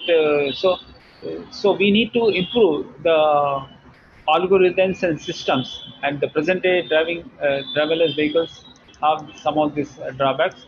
Another important thing is this Microsoft AI editor. It has actually AI editor will actually, it will edit the news. It will create the news. It will prepare the news items. So that the singer Jade Trilwal left. She's actually singer, but it was replaced with the Lion Pinnock, so right side. So this type of blunders are also being committed, and AI-based editors, and also chatbots. For example, in China also, they have created a chatbot, two chatbots, and they have to take away, because it will learn wrong things also within, because we can influence the chatbot to infer or learn some wrong things. So it has somehow it has actually in one of the tweets it has tweeted that this communist party, which is actually corrupt, can it survive for long, something like that. It has created a sentence, and which has become a political controversy. So when we create chatbots, we have to ensure that these chatbots also conform to some ethical issues and social issues, and also politically correct statements that they will make, because some wrong information, lot of tweeters, they might have fed lot of information. Based on that inferences, when they're learning some things, we can actually they were forced to learn some and conclude some wrong conclusions also. So we have to be careful, and lot of scope is there for doing a lot of research there. And digital assets management is another area where so now, to manage all this, we need to have a proper governance in place. A data governance is required, and we have actually created a. I have written a draft data governance and privacy draft bill, and we have submitted to our ministry, and it is now in the with the parliament, and shortly it is going to be enacted. In India, we don't have a data protection act. As a result, we are facing a lot of problems, and I have studied the data protection acts in the world by different countries, UGDPR, Russian and African and US, all the acts, and based on that we have actually worked out, and shortly it is going to be enacted. So here we need to ensure, we have to give important to the person 10 piece the principles of this data governance act, which is going to be enacted based on some certain principles: the person, the purpose, the permission, protection, presentation, provision, precision, prosecution, preservation, and power. These are the basic principles. Based on that, the act has been is being drafted, and which is going to come. But one has to ensure the privacy, confidentiality of the person is ensured, and also the permission is taken from the person. When I collect the data for this purpose only, for this time only, this data has been collected, and it has to be presented back. So this is the data collected, and this is how I am actually going to use it. This your data, because nowadays India huge population of digital literates are there, and so around 65 to 70 crore population, they are using internet, and lot of content is available, and we have lot of data, and this data is very much required for developing algorithms and also learning systems. So this is possible. So India is a huge storehouse. We have a lot of data, and it is so the data is a fuel for discovering knowledge. So that content is available. That to English speaking content is available in India. So based on the lot of inferences and machine learning systems can be developed, and we have to ensure data availability management is important in the data governance. So we have to ensure availability of the data, so the right data will be available to the right persons of to the right proportion only. So this governance fact is important, and data deposition and accessibility. So data accessibility, to whom, how much data has to be accessible, and also data deposition, and after use, how to depose this data, how to safely, so that it will not be misused. For example, data has been collected about the personally identifiable information, the hall ticket number, the date of birth, and other information of the person. Somebody should not misuse. Similarly, the credit card information some e-commerce site has collected, and they continue to retain that information. Sometimes you may be subscriber to a telephone company, and after some time you may port you may move from one telephone company to another telephone company. The old company should not retain your personally identifiable information, your financial data, your bank account number, and it has so happened one person actually he has moved from one telephone company to another telephone company, and that old number was given to a new subscriber, and the new subscriber, when he was able to pay the bill, he has realized that the bank account information of the old subscriber is accessible to him. So he has complained. He's a sincere person. He has complained to the telephone company, and telephone company also has a license. Recently, has taken a license for opening the bank.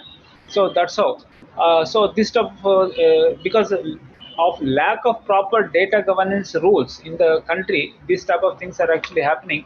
So, but we need to ensure proper governance of the data, so that accurate data will flow from the authorized persons. So if you are collecting data, and if it is we are not authorized to collect the data, and if we draw inferences, that will lead to legal problems. So this is very much important nowadays. So prerequisite for artificial intelligence and machine learning is the data, and for data management, data governance is prerequisite. If a proper data governance is there in place, then other things, it is like a foundation stone, and if it is there in place, then other things can be built on it. So otherwise, we have collected the data, we have to also forget the data, means we have to also destroy the data safely, so that the data will not be retained. For example, lot of biometric information is being captured by the so many organizations nowadays. They use a localized biometric attendance systems. So fingerprints are being, master data of the fingerprints of the employees are being recorded. Now Aadhaar enabled payment system enables one to do a financial transaction. If their bank account, most of the times all the bank accounts are linked to the Aadhaar as per the RBI regulations.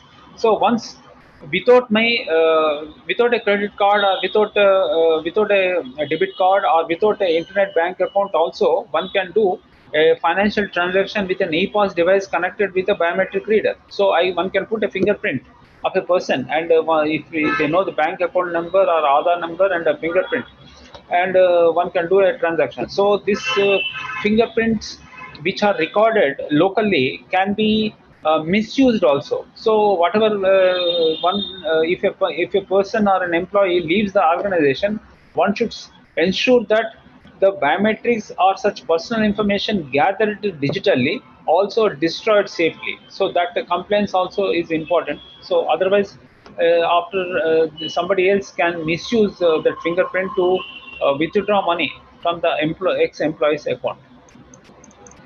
Another important thing is the validity, whether the data is valid and reliable, and it should be valid also, it should be reliable also. If it is so, both should be, the data should be valid as well as reliable.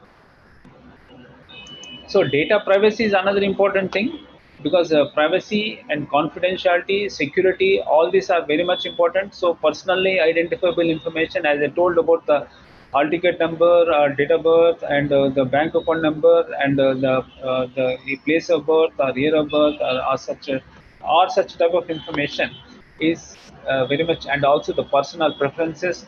These are very much important, and they can be misused, and one can actually monetize. I'm just giving you an example. In Hyderabad, one traffic police actually caught a mother of a child. She is actually in two-wheeler. She's taking her children to school, and in the hurry, she has jumped the signal. So the traffic police person has taken her mobile number, and later this traffic cop started harassing her, or calling her on phone, and started harassing her, and unable to withstand this harassment, and she cannot tell all the details to her husband also. So only once in a traffic junction she jumped the signal, and traffic police fellow got the mobile number and started harassing, and one fine day she committed suicide. That is actually appeared in the Hindu. So a mobile number of a person in the wrong hands can, or how it can do lot of damage. So this is, even the mobile number information also should not be revealed to all, and email ID also. Somebody actually can do spoofing. So nowadays mobile cloning is very much easy. You can pay the same companies which are manufacturing the SIMs and giving to the telephone companies, they are also giving the cloning facility to the hackers. So with few hundred rupees, one can actually get a SIM, get cloned. So these are all available nowadays. So one can actually say, this is the SIM I want, and they'll courier that SIM, and you can make the payment. So this type of services are available. So these are actually very much one should. So along with the technology, and all these issues are also coming up nowadays. So one has to be very careful. Another important thing is we have to ensure compliance to the language, because when we are translation, mission translation, when we are using, we have 120 official languages, and a few hundred languages are there. So compliance to the language, when we are translating, whether the translation is happening in a correct way or not, and also complying to the local rules. So that is another important complexity which in India we get, because in Europe or in other countries they are monolingual, they only speak one language, whereas in India we have multiple languages, and that will add to the complexity. So when we develop a proper machine learning and local content rendering systems, these systems are they'll become more complex and they can work anywhere in the world. So create, capture, index, approve, publish, collaborate, store, retrieve, reuse. So these are some of the principles of data governance. And data production, for protecting the data, we can actually pseudonymize the data, anonymization, encryption, blurring. Images are to be blurred. We cannot show the images sometimes, and new access control measures, replacement, randomization, suppression, generalization. Actually, we have established a center for data governance, and we have been a lot of personally identifiable information of the citizen is available with the government agencies, and as government is implementing several hundreds of schemes.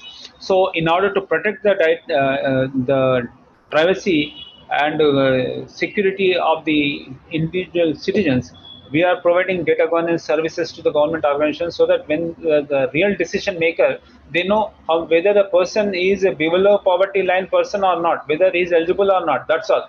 They need not know the date of birth, they need not know the exact Aadhaar number, they need not know the exact bank account number, though the amount may get credited. So what we are doing is we are pseudonymizing, anonymizing. We, instead of same name, we say, instead of Raman, we say some XYZ. So that type of things actually, and blurring the image. So these are even to the decision maker also, there is no need of showing the personal information. So this type of things actually we are developing tools and providing services for data governance. And data governance is a very much important and a prerequisite for machine learning and also artificial intelligence. And it actually it encompasses various areas: data administration, data integration, data accessibility, knowledge sharing, data quality, data governance, data migration, data warehousing, data modeling, and architecture, technology, metadata management, privacy, security, data. So multiple areas one has to take into consideration when we are managing the data which is getting ingested from multiple missions, and with a high speed, and that to private information. Because if a person goes out today, his image is being captured by so many surveillance cameras, around 20 times it seems.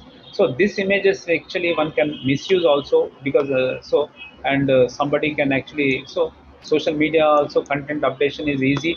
And tools are also available freely. One need not be an expert to do some manipulation. So tools are also available nowadays. So it is for a criminal, it is very cost effective way. If only thing is, one should have a criminal bent of mind, then he can do some criminal activity. So a lot of social, in crores of rupees, we are actually trying to conduct some workshops, and also we have been developing a lot of tools on cyber security. Even in Hyderabad alone, every day crores of rupees scams are happening on the popular e-commerce sites like OLX. So Cyberabad, this police, they are actually trying to sensitize, but because of lack of data governance, these problems, a lot of problems are actually occurring. I hope the act will come fast, and also the companies and also others will ensure compliance. And why, as researchers and educators, we all need to sensitize, and we have to develop systems which will ensure compliance to the legal digital framework for consent management and agreement, and also role-based access control, and for metadata management, policies, processes, risk management, regulatory compliance. And so all this actually are part of the data governance, which is very much important. And if required, I can actually conduct a detailed program on data governance for your esteemed organization and university.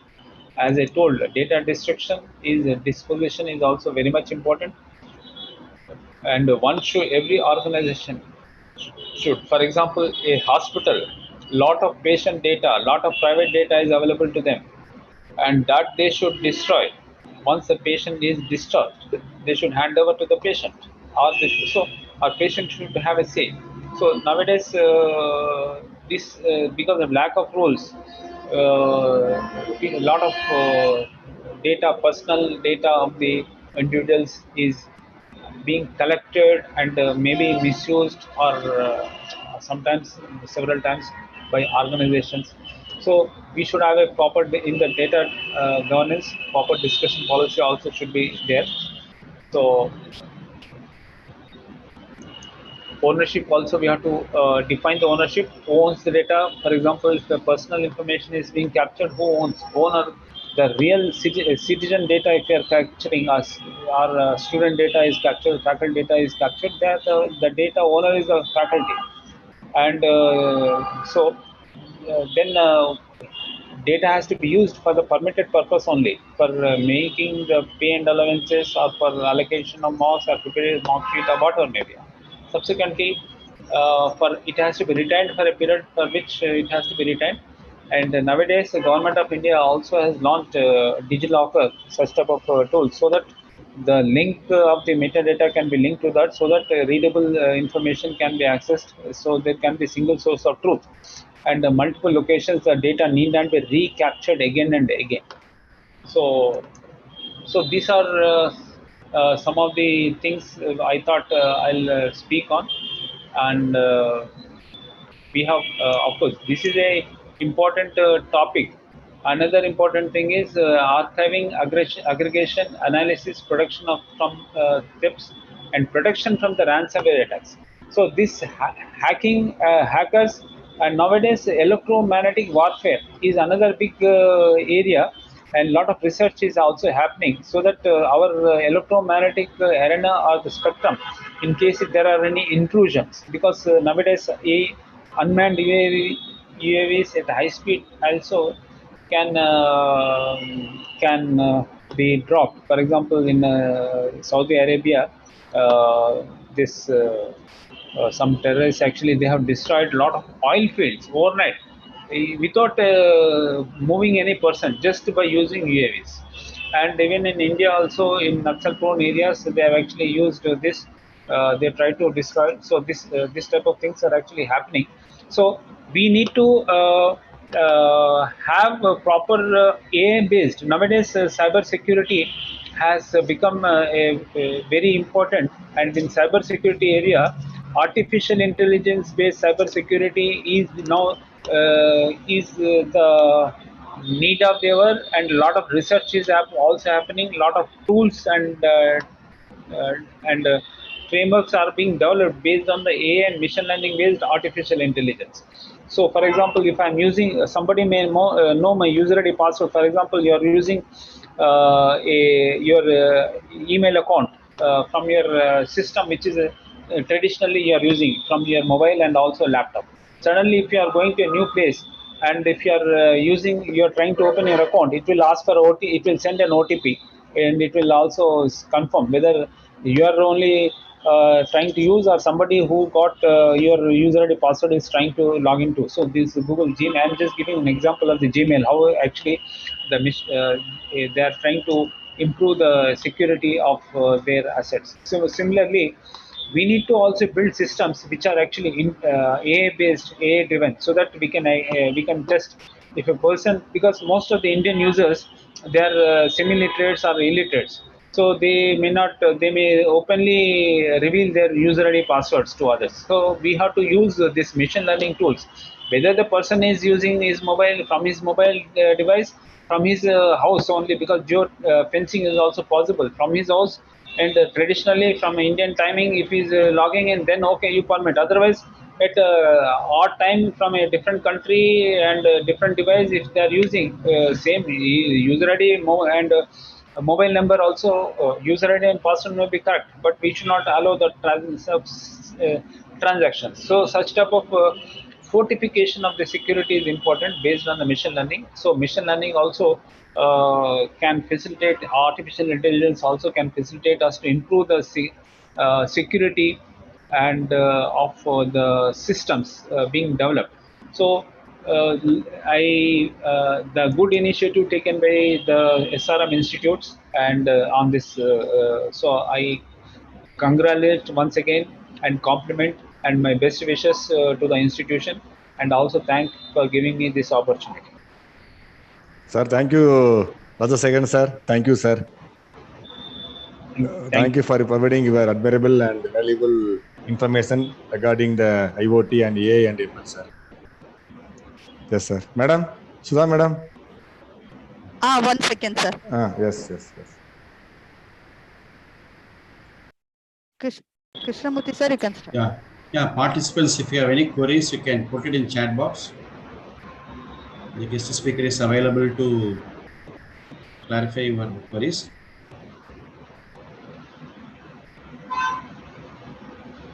I've shared my email ID also, and they can continue to interact and on these areas we can actually collaborate, and we have a lot of data also available with us, because for doing machine learning or artificial intelligence, one important ingredient is the data. So we have a lot of data also is available with us. We can actually collaborate and do a lot of even research activities, absolutely no problem. I think there is no questions from the participants, sir. On behalf of the SRM Institute of Science and Technology, Ramapuram campus, I extend my thanks to the chief guest of today's function, guest speaker, Shri Rajasekhar sir, Deputy Director and State Information Officer, National Informatics Center, Telangana, India, HOG, Center for Data Governance, Ministry of Information Technology, Government of India. Sir, thank you for accepting our invitation, sparing your wonderful time. Your presence and speech added colors to the FDP we are organizing for the 2 weeks time. Thank you very much, sir. You have kept the audience spellbound with your profound speech. Lot of things we have learned, and this will be disseminated to all the students and other faculty members. I thank our dynamic technology department for arranging such wonderful programs for the betterment of faculties and research scholars. I thank the faculty members of our own department and other coordinators for making this event a grand success. I thank the participants from various colleges across the globe for making this function a grand success. Once again, I thank you all. Thank you for joining with us. Thank you, sir. Thank you very much. Yes, sir. And, thank you, sir. Yeah, thank you. Thank One you, question sir. was they asked whether sample healthcare data set. Actually, we are collecting in the country RT-PCR test data, because earlier every state used to give different figures. So NIC we have built for ICMR at a country level. Every sample collected in a private hospital or private diagnostic center or government hospital, every sample has to be identified with a unique UIDA, and that means Aadhaar number, and the test reports, also RT-PCR test reports, also they have to submit to the central national repository. As a result, we are able to get accurately how many tests are done, how many are positive or negative. So this data actually we will try to share. This is one thing. Apart, another important thing is in the machine learning nowadays for detecting the cancer, because the histopathologist, by taking a slide on the under the microscope only, is able to decide whether the particular cancer cell is present or not. So a lot of machine learning and AI, especially the convolutional neural networks based algorithms are developed. You can tie up with the local diagnostic center, collect this images, and we can actually develop tools for detecting whether the sample is, whether the particular histopathology sample is having cancer or not. So that, and apart from that, health data, Tamil Nadu NIC, and even actually also try to see. But otherwise, you can tie with the local diagnosis center, get this histopathology data, and that will be a good problem area for cancer detection. Thank you. Thank you, sir. Thank you, sir. Thank you. So many research scholars doing their PhD in the medical image processing and some kind of disease, sir. So we will contact you whenever that is required for our PhD, sir. Okay, sir. Thank you. Yes, sir. Yes, sir. Thank you, sir. Thank you all. Thank you. Thank you, everyone. A kind information to the participants. The feedback link has been posted in the chat box. Kindly fill it for the attendance, and we'll meet tomorrow around 10 o'clock for the day 2 session. Thank you, participants. Thank you, madam. Thank you all. Thank you, Thank you, sir. sir. Thank you, sir. Thank you, sir. Thank you, sir.